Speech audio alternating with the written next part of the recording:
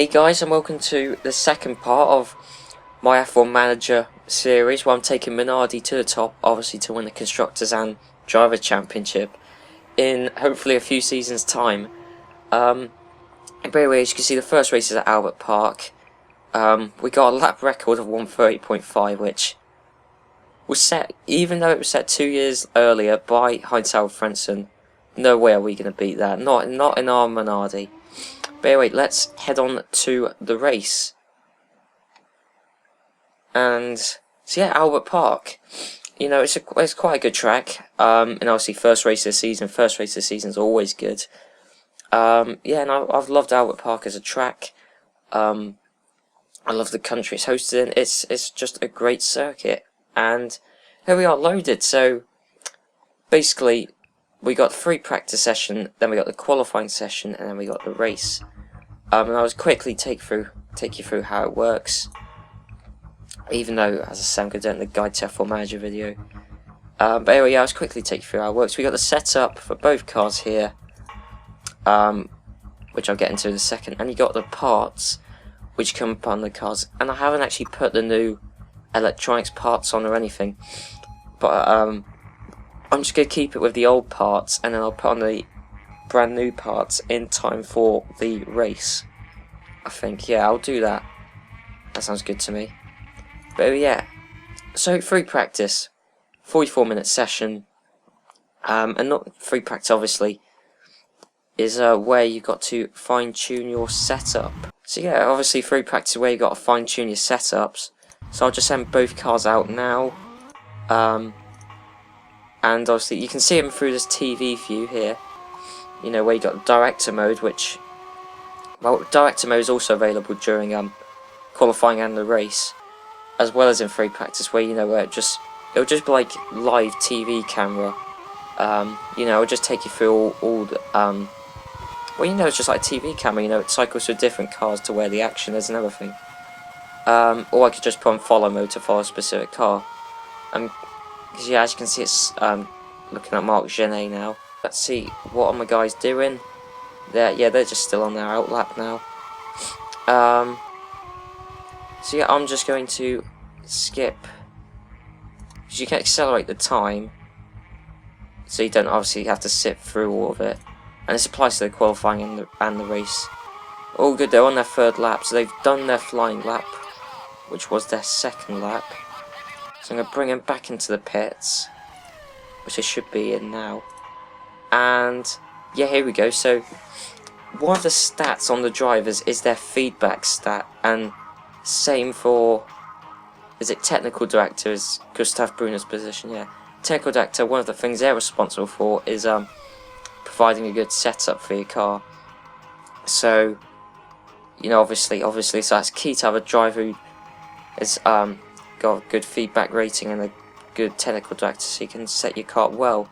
And obviously, I've been given the advice to soften the suspension substantially, so I'll put it down to 10. You know, and this is just what you got to do during free practice, and, you know, even qualifying if you haven't fine-tuned your setup by then. You've got to play around with the setup, you know, see what works. Yeah,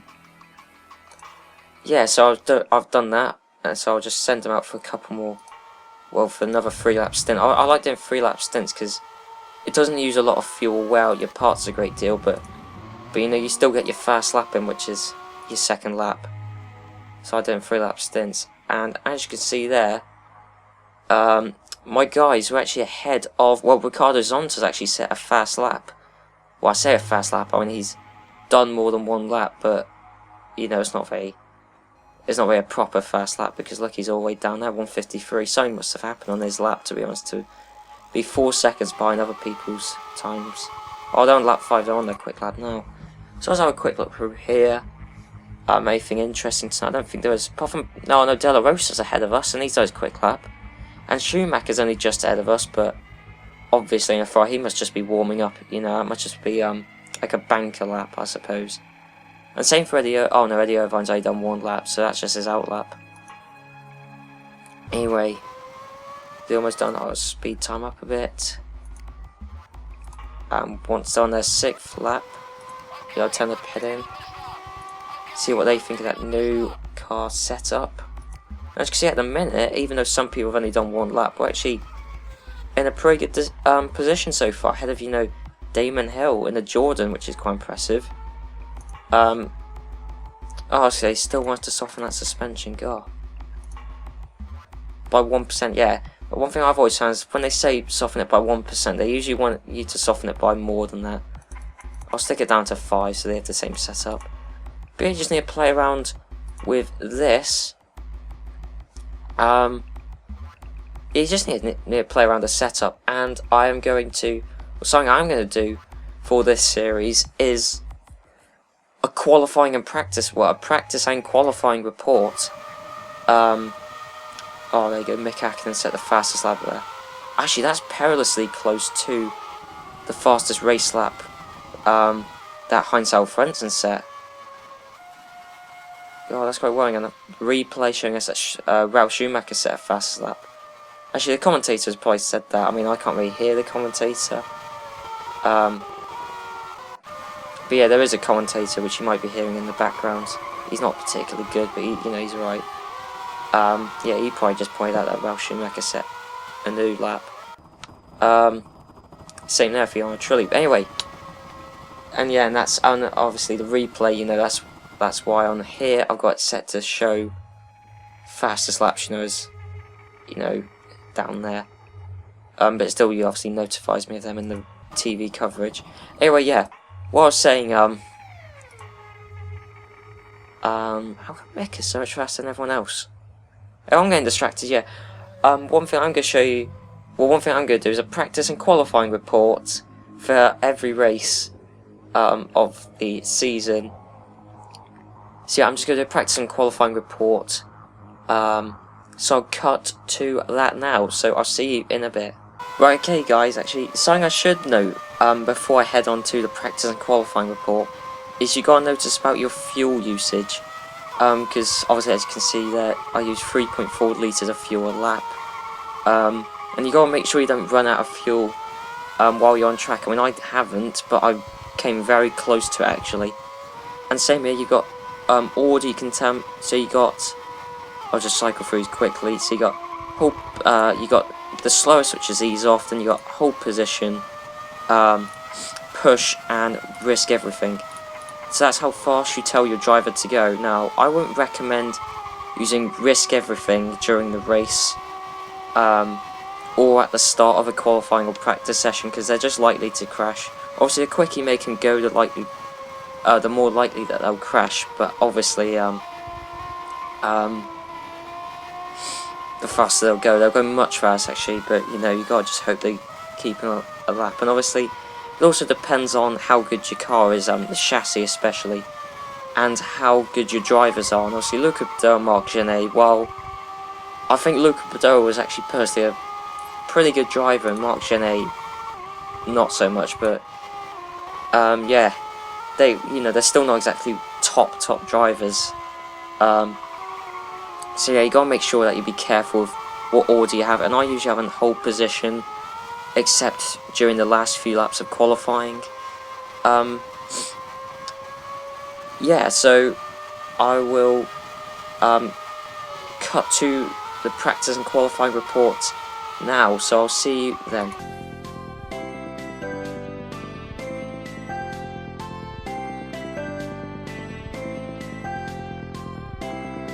Okay, so we've done the first practice session of the 1999 season, and what a practice session it was around Albert Park. Mick Hakkinen setting a blistering lap time of 1:30.79, just 2 tenths off of the fastest race lap record set by Heinz-Harald Frentzen. Schumacher, meanwhile, his main championship rival for the season, presumably, couldn't set a lap time anywhere near as quick, 2.8 seconds off the pace, and actually crashed out during practice. David Coulthard, meanwhile, also couldn't get a good lap in, and is a good 3 seconds behind his teammates. Heinz-Harald Frentzen got a decent position for Jordan in 4th place, with Eddie Irvine not quite making the cut as his teammate, despite not crashing out. Got a 5th place in practice, with Rubens Barrichello saying an amazing time for Stewart, getting him into 6th place. Ralf Schumacher and Damon Hill take 7th and 8th respectively.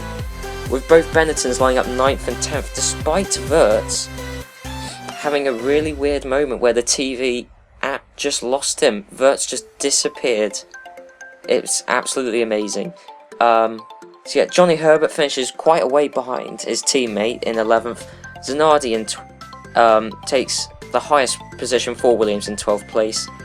Diniz takes Sauber into 13th. Jacques Villeneuve finishes 14th in BAR's first ever Grand Prix weekend.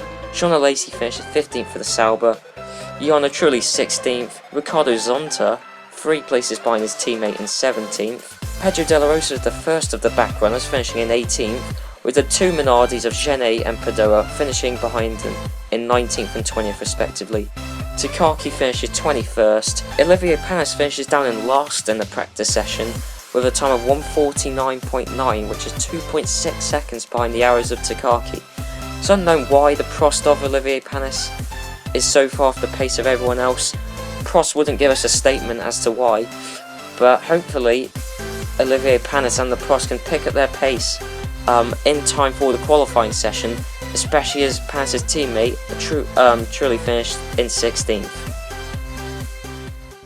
Okay, so hey guys, that was the practice report just there, and something I should mention about qualifying before we head on to the qualifying report is that qualifying is a 60-minute session nowadays. Well, I say nowadays. In 1999 it was a 60-minute session. There were no knockouts like you get now, but each car was limited to a maximum of 12 laps, so you gotta make sure that you don't accidentally do one 12-lap stint without changing your setup.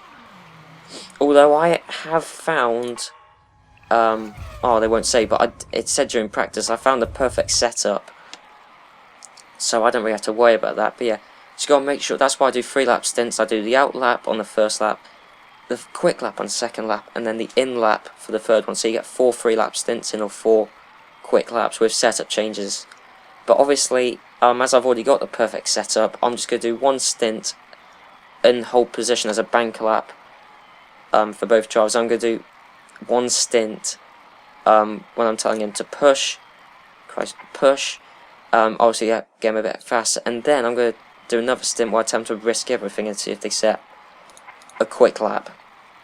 But anyway, yeah, I'll come on to the qualifying report, so I'll see you there.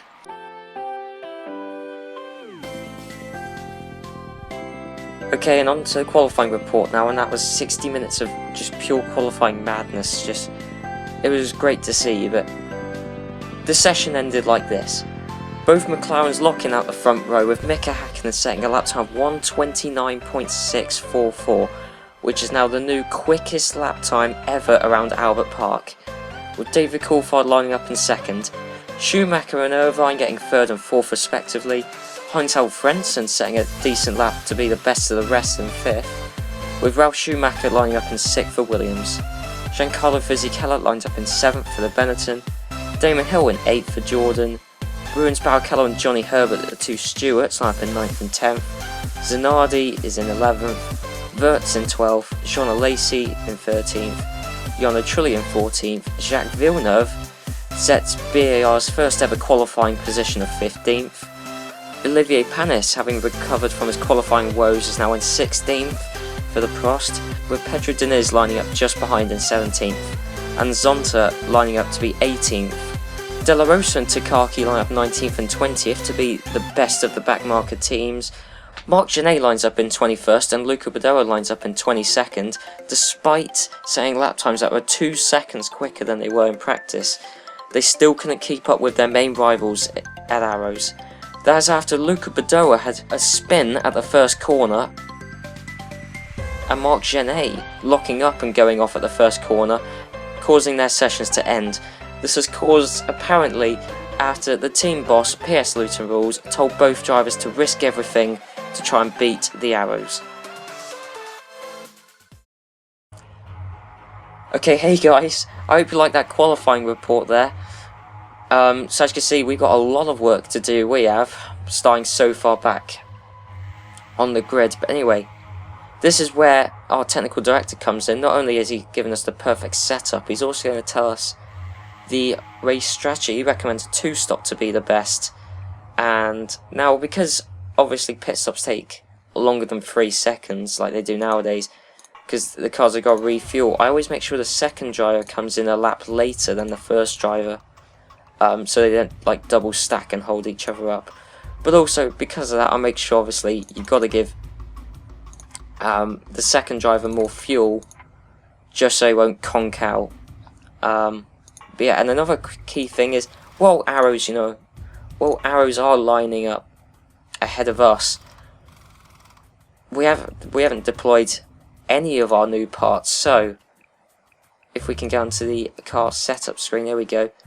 So engine, we can use the second model of engine now, in the same way we can use the third model of electronics, second model of brakes, new front wing, new rear wing, and new barge boards all designed for us. Now we can just click refit with best parts, and look, all of that. So we got a brand new car essentially.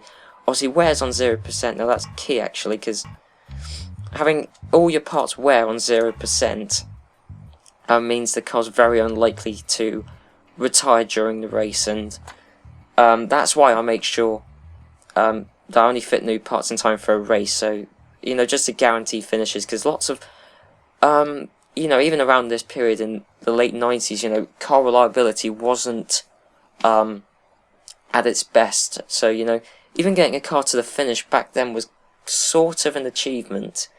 So I'm going to make sure that we can do that, and hopefully, you never know, if we get lots of retirements, we could just sneak into the top 6 and into the points.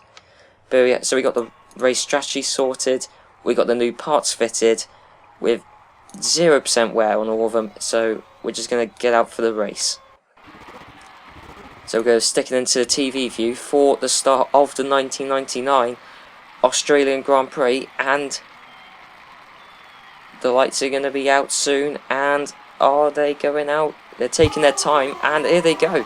So the 1999 season has started on F1 Manager, and now Luca Badora's got past Marc Genet, or has he? No, I don't know. No, both Minardis, what are they doing? Nice replay camera, or nice TV camera there. What's happened here? Okay, what has happened? So we missed all the action there because that TV camera, but Luca Badora's still in last by the looks of it, and oh god, we're getting shots of a BAR here. But I think I just saw Genet get past both Arrows drivers at the first corner. I don't know how. What are we getting? Are we getting a replay of Badora? Did he get past one of the Arrows drivers? I hope he did. Was it down to the second corner? No, I don't think he got past them. Although again, it wasn't the best TV camera there. I mean, nice one.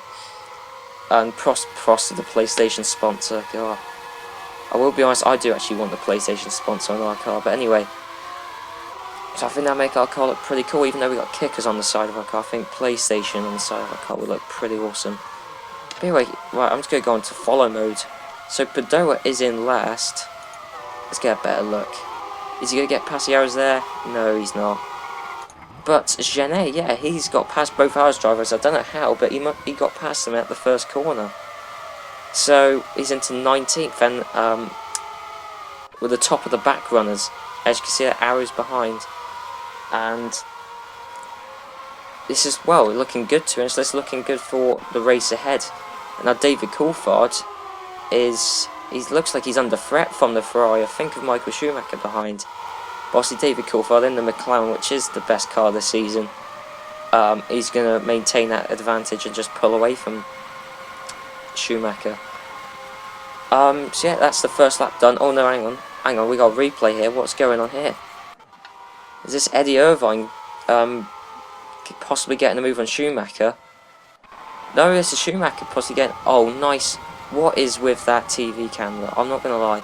Okay, we didn't miss any move, but that TV camera's just absolutely... It's just intolerable. But anyway, now I'm not going to commentate through the whole race, because obviously it takes an hour and a half, and I'm not prepared to record for an hour and a half, or commentate for an hour and a half. But, I'm just thinking, so obviously, no... Oh, hang on. Oh, I look like Badora's going to do a move on Takaki there. But I don't think he is, or is he? Hang on. Come on, Badora. Come on, Luca. No, he's backed out of it. I suppose sensible move. It would have been quite optimistic to have made it that late.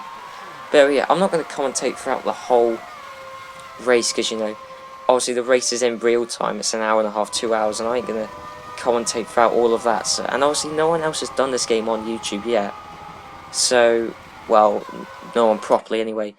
And so I don't really want... So, you know, I've got no one to really copy off, I suppose, either. See how anyone else has done this so far. So I'm just gonna... You know, I'm just gonna show the first lap of the race. And then I'm just gonna speed up through it. And obviously it will give us lap by lap updates, but obviously we don't get to see any of the action happen for ourselves.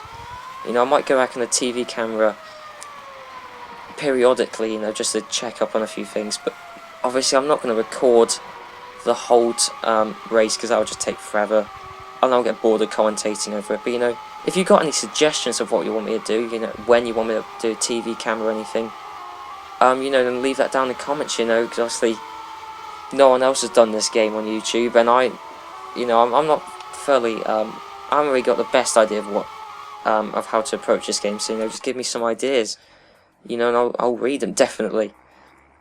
But anyway, so I'll just go speed up now, we'll get lap by lap updates, and Genet's still in 19th, I don't think we're going to make a move on anyone ahead, so Zonta or Diniz, that's looking unlikely. Padoa's got past Takaki.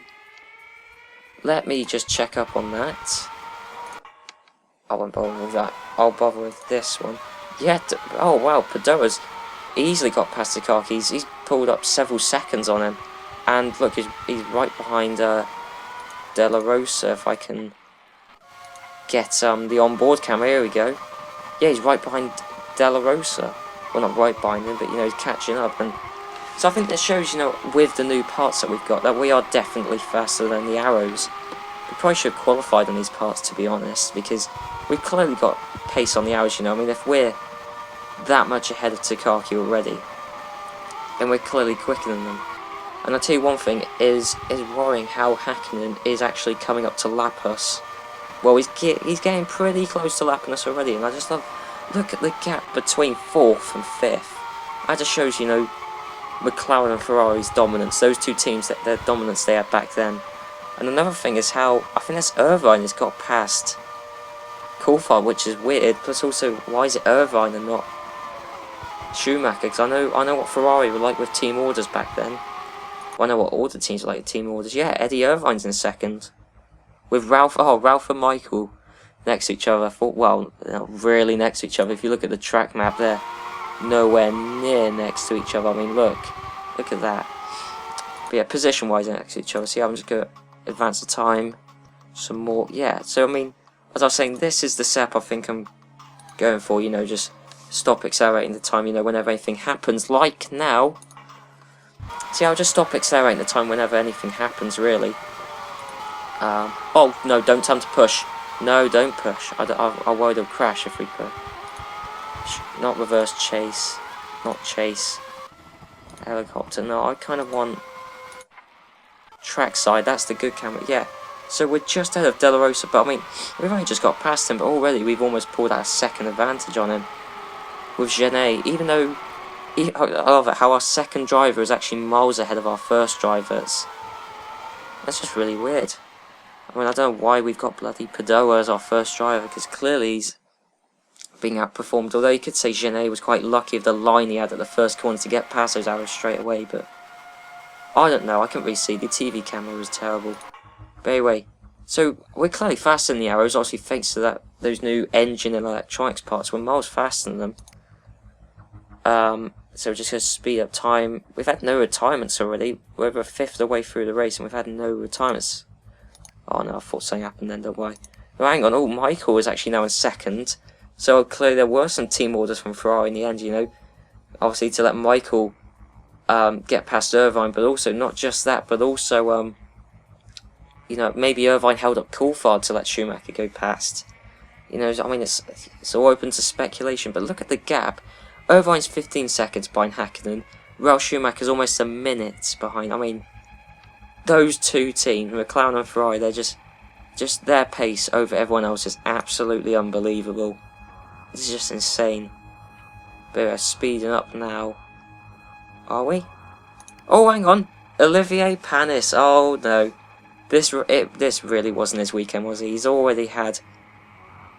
In practice, wasn't it? In practice, he never got a good lap together, and, you know, even here, He's had a driver error. The first retirement of the season is Olivier Panis in the Prost. And I don't know, maybe this track just doesn't suit him because his practice time was terrible. And he never did very well in qualifying. And Jarno Trulli's falling down the order here. What's happened here? Where's Jarno Trulli? Quick. Find Jarno Trulli. Find him. Where is he? He's fallen down the order massively. He's fallen back behind both Minardis and both Arrows. Oh no, he's just going into the pits. Is he retiring though? Or has he just made a very early pit stop? Oh no, that is trippy, that is. You don't actually see the pit crew there. Well, I'm guessing he's going for a pit stop. It's hard to tell. Oh, there you go. So he's just made a very early pit stop. I don't think we're pitting until like several laps later. Actually, no, only lap 20. Oh, okay. So Jarno Trulli's actually just made an early pit stop. He hasn't crashed out. But for the minute, we're actually ahead. Oh, hang on, Mark. Whoa, what is going on? So Jarno Trulli's got back past, but we were ahead of Wirtz. No, we are still ahead of Wirtz. What's happened here then? Is Wirtz going for a pit stop? I'm just gonna assume he has. Yeah, he's back past us now. Yeah, that's weird. How is he going to 11th so quickly? Oh no, this game, I'm not gonna lie, I may as well warn you now, but this game can be very weird at times.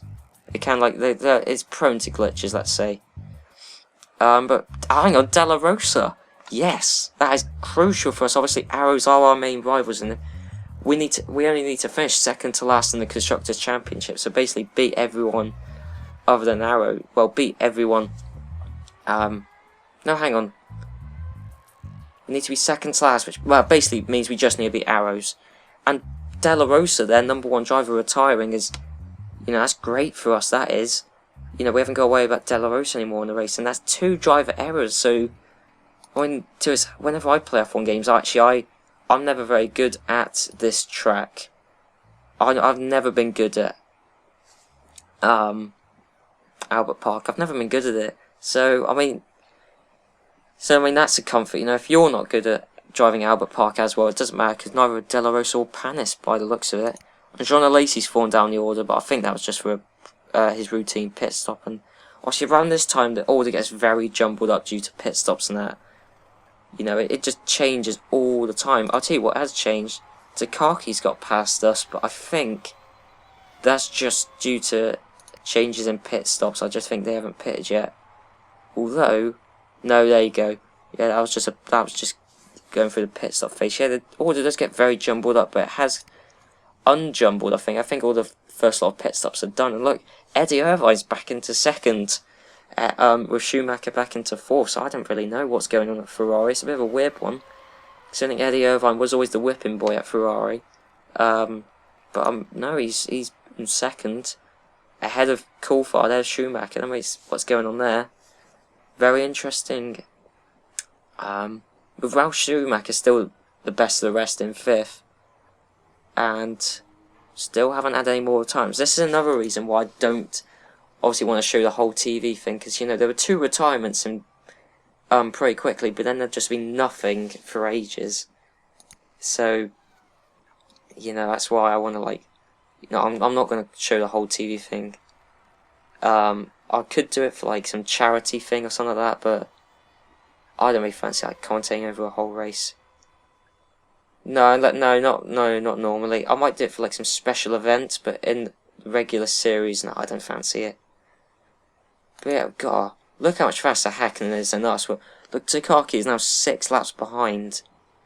Hakkinen's been lapped 6 times. That's another thing. This game is it's not that unrealistic, but clearly EA didn't have the biggest grasp on F1 because there are just a few errors in this game. Yeah, but anyway, Takaki is not going to tell us how far behind he is. It says he's not behind at all, but I don't know. But Gené's 41 seconds ahead of Padoa. Padoa, mate. I know it's only the first race of the season, but you're not looking like much of a first driver, to be honest. But yeah, look, we're not going to gain any positions anytime soon. Gené is 58 seconds behind Ricardo Zonta. And yeah, still not going to test the gap to Takaki. Oh, whatever. I'll leave that then. But yeah, we're coming to the closing stages of the race now. Hang on. No, that's just pit stops, right? Hang on, no, no, no. Oh, what is this? Both arrows have retired. Get in. So that's great. And it's an engine failure this time. Oh, and Giancarlo Fisichella's crashed out with another driver error. Come on, Fisichella's not a bad driver, but he's crashed out due to, well, his own mistake. Oh my god, Johnny Herbert again. Well, I mean, he wasn't the greatest driver either, but he's crashed out due to driver error. I mean, we're last of the runners, but at this rate, in this quick succession, we might actually bloody win the race. Even though Hakkinen is right near the end of the race. Hang on, only a 5-second gap to Coulthard though. God, could go down to the what? And, oh no, Hakkinen. No, Hakkinen, not right at the end. He was leading the whole race and his barge boards are gone. And also Jacques Villeneuve. BAR, oh, not BAR, I feel quite sorry for them. Obviously, it's their first season, their debut season, but they've had suspension failure. And Hakkinen, obviously, the world champion of this year. I mean, he might not prove to be this in this playthrough. But yeah, he was the real-life world champion of 99. And yeah, down 16th, barge board failure on the second to last lap. That's gotta be annoying. But yeah, that means Padoa's up into 15th, and I think Gene's up into 14th. That's just amazing news, really, for us. So yeah, I'm just gonna see if, oh well, if and when Schumacher, is it Schumacher was in first? Yeah, good old Ferrari team orders. Oh, hang on, no, they finished. Schumacher's finished at first, Coulthard second, Eddie Irvine third, and Ralf Schumacher's 2 laps behind. But apparently, in this game, you do get a chance to unlap yourself. You have to do the full 58 laps. You know, you can't like just end once the leader's ended. You got to unlap yourself. It's when in this game, another error on EA's part in this game is when the top 6 finish, the race ends, full stop. But you know, it doesn't end until all 6 people end. Not all 6, but you know. And here we go. So we got the race results here. So Schumacher takes a very surprising win in Ferrari in the first race of the 99 season, which, I mean, is definitely attributed to Hakkinen's second to last lap barge board failure. But yeah, he was 4th all the time. He was behind Eddie Irvine for a large part of the race. So that's crazy. With Coulthard in second, yeah, Eddie Irvine for third. Schumacher the best of the rest for Williams in 4th, Rubens Barrichello 5th, and Heinz-Harald Frentzen takes 6th place, the last points position in 1999. With us Minardi guys, with Gene finishing 14th and Luca Badoer finishing 15th, and I mean that's definitely thanks to all the retirements we've had, you know, 4 driver errors and Arrows engine failure, which is looking good for the rest of the season, because it's just looking good, because Arrows actually, because they make their own engines, they don't actually get that many throughout the course of the year. They usually actually run out of engines come the end of the year, and especially when they have engine failures, they're actually going to run out of engines come the end of the year. And it's not like they get a 10th place grid penalty or anything. They physically can't finish the race if they run out of engines. So that's looking good for us. And yeah, so yeah, other retirements, yeah, Hakkinen barge boards on the second to last lap. Villeneuve in the BAR suspension failure, Takaki engine failure, and then De La Rosa, Panis, Fisichella and Herbert all retired due to driver errors. So that was a very eventful race weekend, actually. Lots of surprises, lots of action, you know, and it's just like the good old days in F1, the good old days. But I mean, personally, if you ask me what my favourite era of F1 was, I would say late 90s up to kind of mid-noughties F1, I would say is my favourite. Yeah, I'd probably say kind of 97 to around 2007. I'd say that 10-year period is my favourite in F1. But anyway, so yeah, we got the news here from Formula 1 News themselves, or EA Sports. But yeah, Ferrari win at Australia. Jean Todt commented that the win was excellent teamwork. I don't think it was excellent teamwork, mate. Jean Todt, if you actually look at it, it wasn't teamwork that got you that win. It was Hakkinen's retirement that got you that win. But yeah, the team sponsors are happy. Well, they should be. Obviously, that's what sponsors pay for. So yeah, we got these race report emails, some Gustav Brunner just telling us that our car's parts are worn. Gabriel Chiedosi telling... Now, here's what's interesting. McLaren had the most advanced chassis, that's fair enough. Ferrari had the most advanced suspension, that's fair enough. McLaren had the most advanced brakes, that's fair enough. And Ferrari had the most advanced side pods. All understandable. But apparently we have the most advanced engine, which I think, load of rubbish, I'm telling you. It's load of rubbish. We got the second to worst engine in the game, and the worst engine that we can physically buy. The worst engine is Arrows, but yeah. And apparently, our crummy little Ford Z-Tech engine is the most advanced. I call a lot of rubbish. I think Gabriel Chiedosi is just being a bit biased there. But yeah, with the most advanced electronics, now that's something I can believe, because Magneti and Rally are actually the best electronics company, so I can believe that. And especially as they've already made 3 different models already. I believe that. And apparently, Minardi, us little Minardi, have already got made, because we manufacture these parts for ourselves, apparently we've already manufactured the best barge boards, front wings and rear wings. The most advanced of the whole grid, so we're talking, you know, like big automotive giants, or, you know, just technical greats, like, you know, Williams, they've done technical greats in the past, Ferrari, McLaren, who have big money, Jordan, you know, and you know, apparently all of those guys couldn't make better wings and barge boards than we have. I just think Gabriel Chiedosi is just being a little bit too biased right there. And then Massimo Cusimano is telling us that apparently no one was impressed by our performance. But just, why would you sponsor Minardi if you're not going to be happy with us finishing at the bottom? Because surely, when you sponsor Minardi, you know that they're going to finish near the bottom. They always have done. Every single year previously, right back to the 80s, I think, when Minardi originated, you know, they've always finished near the bottom, pretty much always. So why would someone sponsor us if they're going to be disappointed? No, I don't know. But yeah, when we got sponsor revenue of 1.3 million, with, you know, actually Rossi's aren't very interesting, so we'll have to give them another assistant, I think, so I have 8 assistants like Fezza. I'll just do it now. It means I've got to click on this tab, so obviously I'm going to cut it so you can't see the other contracts, but I'm going to cut back to the screen. Now there you go, so I've just added another assistant, and because I didn't want to share spoilers, you don't know who the other contracts are, and I've added another sponsor without you guys knowing. But anyway, so obviously we had the race lap record, that needs to be updated, because that was, oh no, race lap record, oh, Hakkinen beat the record during qualifying. I don't know whether he beat the race lap record. He must have done. Hakkinen was dominant all weekend, he must have beaten that record. But anyway, yeah. So now we got Brazil, Interlagos, with Jacques Villeneuve holding the record, again from 97 in a Williams. A race lap record of 118.3. Now, judging by our performance, and typical Minardi performance, I don't think we're going to beat that record, but you know, targets are there to aim for, I guess. So, that was this race. I hope you enjoyed the qualifying and practice report. I hope you enjoyed the style I did for the race. And, you know, any comments I would love from you guys. And I'll see you in the next part, where we're going to cover the news between now and the 9th of April. Yeah, and then Brazil, Interlagos, that race itself. So, I'll see you guys then.